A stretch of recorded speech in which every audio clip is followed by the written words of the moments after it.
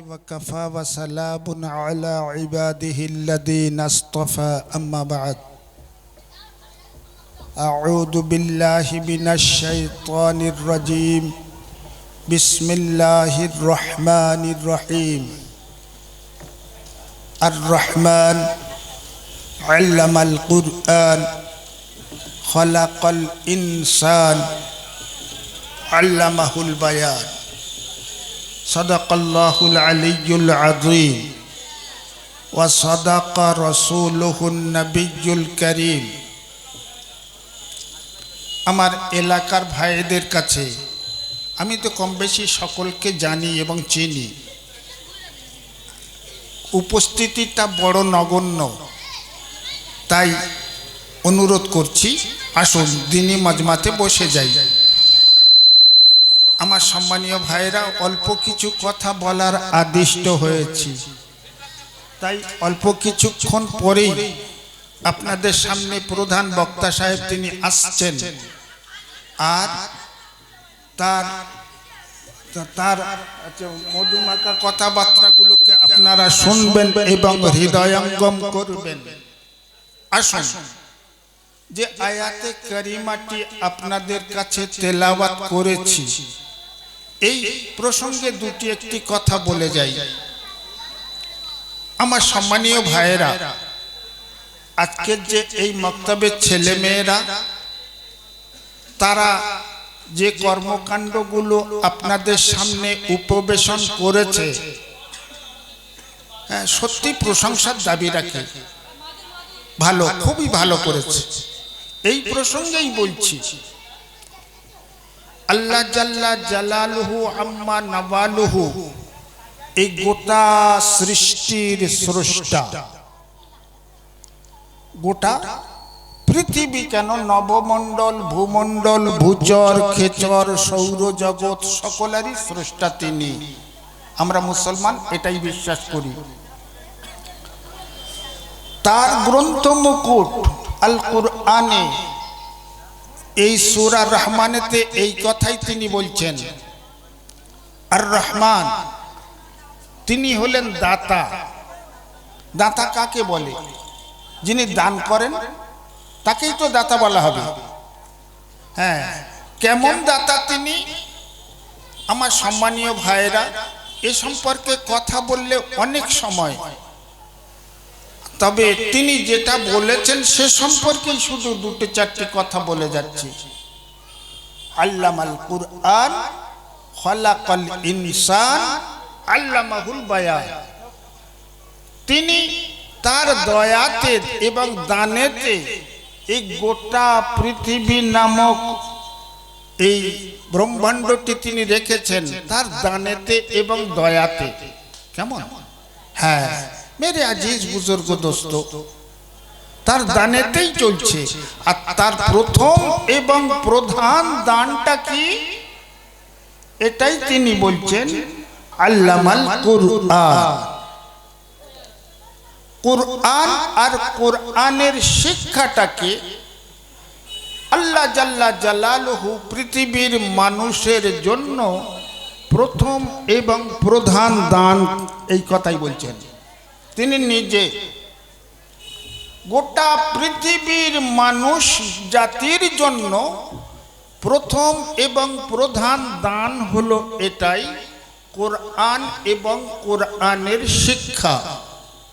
জি আমার সম্মানীয় ভাইয়েরা, এই কোরআন এবং কোরআনের শিক্ষা দ্বারাতে কি হবে আর এটা দান কেমন করে হলো, সামান্য কিছু একটা আলোচনাতে যাই, সামান্য কিছু আলোচনাতে যাই।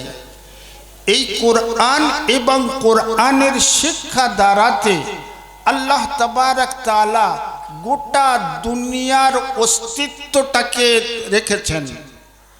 আর কোরআন এবং কোরআনের শিক্ষা যেদিন উবে যাবে, চলে যাবে, খতম হয়ে যাবে, শেষ হয়ে যাবে, পৃথিবী নামক এই গ্রহটি আর সেদিন থাকবে না। জি হ্যাঁ, এটাই হলো সত্য। কেমন? এটাই হলো সত্য। একটু কোরআন এবং কোরআনের শিক্ষাটাকে, হ্যাঁ, আমরা সাধারণত মনে করি জেনারেল এডুকেশন, সাধারণ শিক্ষা। জেনারেল এডুকেশন মানে কি? সাধারণ শিক্ষা। এই সাধারণ শিক্ষায় শিক্ষিত না করতে পারলে ছেলে মেয়েদের, তারা জগতের সঙ্গে তাল মিলিয়ে চলতে পারবে না। কাজেই জেনারেল এডুকেশন মানে সাধারণ শিক্ষায় শিক্ষিত করা হোক নিজেদের ছেলে মেয়েদের, এইদিকে আমরা মনোনিবেশ করি। মেরে আজিজ বুজুর্গ দোস্ত, আচ্ছা, আমরা এটাও বলি, আমরা সাধারণ শিক্ষিত মানুষরা একথা বলি যে শিক্ষা হলো জাতির মেরুদণ্ড, তাই না? একথা আমরা বলি না? আবার সাড়া দিই না। শিক্ষা হলো জাতির মেরুদণ্ড, একথা আমরা বলি। কিন্তু সেটা কোন শিক্ষা জাতির মেরুদণ্ড? শিক্ষা যা জাতির মেরুদণ্ড, সেটা কোন শিক্ষা বাপ? যে শিক্ষায় শিক্ষিত হয়ে পরের মালগুলোকে আত্মসাৎ করে নিজের পকেটস্থ করার শিক্ষা উপার্জন করার জন্য নিমিত্তে লেগে যাওয়া যায়, এই শিক্ষাটা কোনোদিন জাতির মেরুদণ্ড হতে পারে? কি বলেন, হতে পারে না হতে পারে না? কোনটা? যে শিক্ষা দ্বারাতে পরের মালগুলোকে আত্মসাৎ করবার একটা অপচেষ্টা চালানো যায়, এ শিক্ষা জাতির মেরুদণ্ড হতে পারে না। যে শিক্ষায় শিক্ষিত হয়ে নিজেদের মা বাবাগুলোকে বৃদ্ধা আশ্রমে রেখে দেওয়ার শিক্ষা লেগে যায়, হ্যাঁ, এই শিক্ষাটা জাতির মেরুদণ্ড হতে পারে না। এই শিক্ষা জাতির মেরুদণ্ড হতে পারে না। আপনি আমি মুসলমান, আমরা মুসলমানের শিক্ষাটা কোনটা? মুসলমান শিখবে নামাজ শিখবে, মুসলমান অজু শিখবে, মুসলমান কলেমা শিখবে, মুসলমান পাক না পাক শিখবে, মুসলমান হালাল হারাম শিখবে। এগুলো হলো জাতির মেরুদণ্ড। মেরে আজিজ বুজুর্গ দোস্ত, তুমি বিএ পাস করেছো, এমএ পাস করিয়েছো ছেলে মেয়েদের, আর এমকম করেছো, বড় ডিগ্রি উপার্জন করেছো, তোমাকে দেশের মানুষ খুব সম্মান করে, জেনারেল শিক্ষিত মানুষ। এটা তোমাকে বলা যায়। তোমার যদি অজুর খবর না থাকে, কটা ফরজ অজুর, এটা যদি তুমি না জানো, তো তুমি কিসের শিক্ষিত হয়েছে গো?